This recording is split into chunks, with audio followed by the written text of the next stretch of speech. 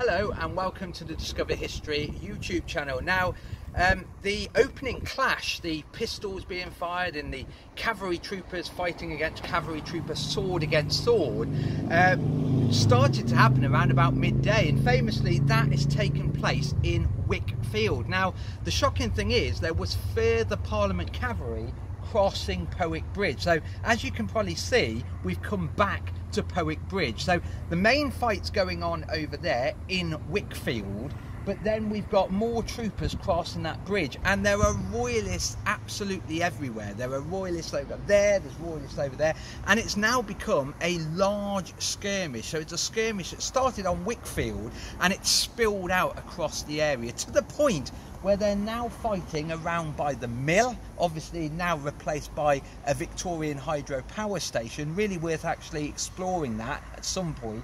And obviously they're now fighting on that bridge. Now, the battle itself, or the skirmish shall we say, lasted only around about 15 minutes if that, and it was a short, sharp engagement. Not many people involved in it. I'm not going to give the exact numbers, mainly because if you look at the pamphlets that were produced in 1642, they both don't tally up. And the other annoying thing is, even if you look at who won that fight, the royalists declared they did, Parliament declared they did. At one point, the one side actually declared it was an ambush and that it was all very well organised. So there's a lot of problems in 1642 when you're looking at accounts, and it's mainly because both sides want to recruit, so you can't always take the evidence, the written evidence, as truthful. Even when you look at the casualty figures, some people say approximately 30 men died, some people say at least 80 men died. We're not 100% sure. All we know is it was a short, sharp engagement on Powick Bridge in Wickfield, and technically spilling out into the area that we're in at the moment. It was a 12 to 15 minute fight, that's all it was, with people dying or becoming wounded at the end of it. Most of the casualties were said to have been from men drowning in the water. Now, if you ever travel across Powick Bridge, it's very low. The sides of it are very low. I would say take care if you're going to look over into the water below. The shocking thing is, if you're also on a horse that's around about 16 hands high, you're very high up.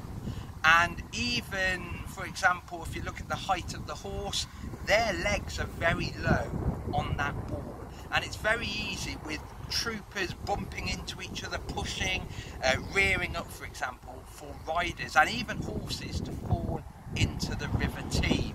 Now, this is the River Team, and we know this caused a lot of the casualties in that skirmish. You can imagine troopers and their horses falling into the water, horses trying to right themselves, kicking the troopers.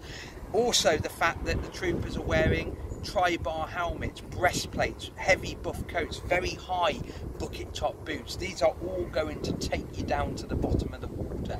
So even though there were swords and pistols, even carbines, these small muskets involved in the fight, most of the casualties are probably from the water itself, the River Team.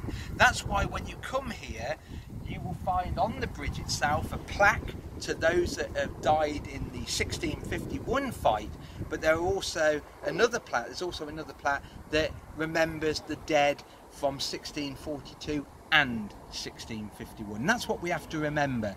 Following the skirmish at Powick, the parliamentarians headed into Worcester, and famously they trashed the city is the best words to use, really. They got drunk, they dressed up as the Bishop of Worcester, for example. They stripped the cathedral, they stripped many of the houses of food, they stripped the pubs, really, of all their alcohol. And then after a small occupation of Parliament forces, they left.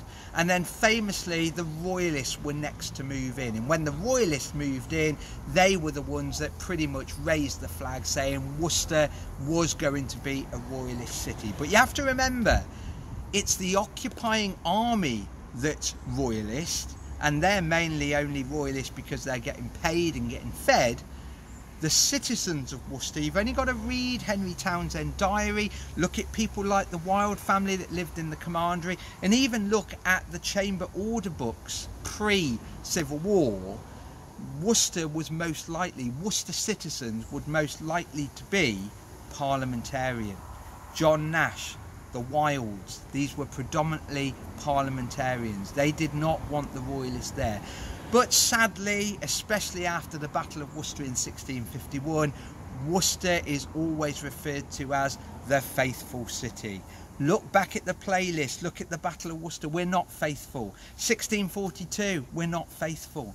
If we're faithful, we're probably faithful to the citizens themselves, or more likely to the Parliament cause than to the royalist cause.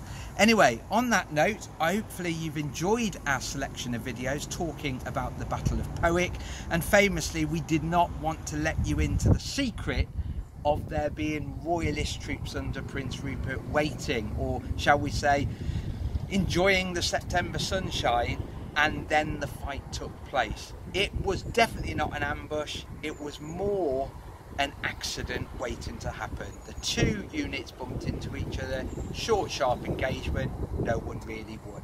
Anyway, on that note, stay tuned for more videos. We'll try and do them more regular, but like I said, we're not going to do them daily. That was purely during lockdown.